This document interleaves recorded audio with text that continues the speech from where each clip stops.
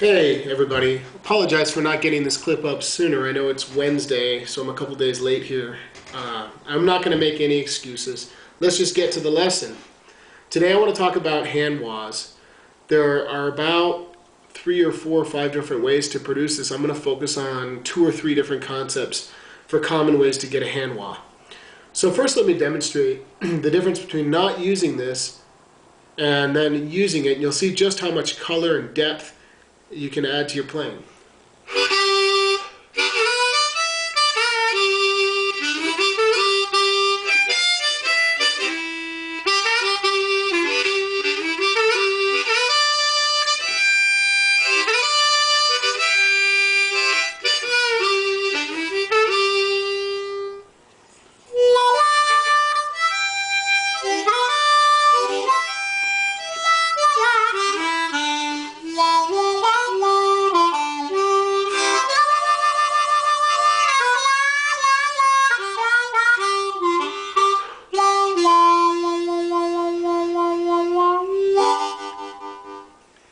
Alright, let's talk about the first most common way to get a hand wah. The key ingredients to getting a hand wah are sealing off your fingers, the harmonica, closing them off enough to where you're really muting the sound that's being produced. So there's a couple things that are important in doing so. First is check out my thumb and pinky. That's the way I bring my fingers together when I do this hand wah effect for one of the, well, I guess most of the ways that I do it. And this little space is really what makes contact with the palm on my other hand to get that seal nice and tight. Of course, my fingers are together. I don't want them spread out or all over the place like this, or else air is going to escape. And I'm going to show you this first way, which is my pinky is lining up with my knuckles.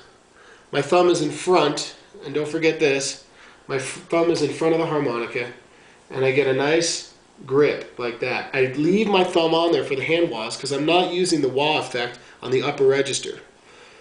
So then I just simply keep this part of my hand. This is important. Check this out right here. This is like a hinge and it stays right here. And I can open and close it like a door, like a hinge on a door. And that's how I get it. The second way that I get a hand wah, and I'm not sure why, I'm not sure when, I ought to instinctively know when I want to use one or the other, but I'm not sure why yet. I've tried to think about it, and I'm not 100% sure as to why I do it, but the other way I really like a lot and use all the time is the forefinger coming right here. This stays the same, this hand.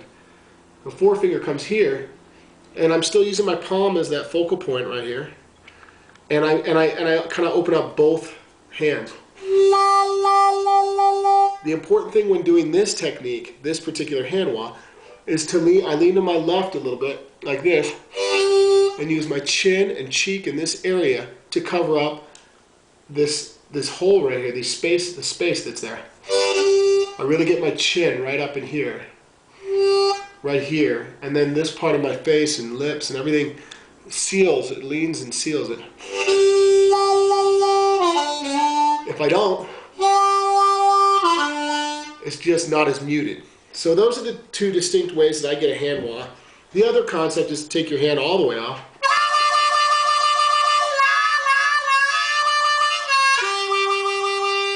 So you can really pop it underneath there. You're bringing the air up. If you want a good example, check out some old clips of James Cotton, or I guess new clips too. I'm sure he still does it. But he's really coming off, and he's bringing that air, and he's fanning that air underneath to get that wah. So another important concept I'll just mention quickly is it's nice to get the note first and then open. So you're getting the effect of it muted and then open so that the listener and you as well can really hear a distinct difference in the sound.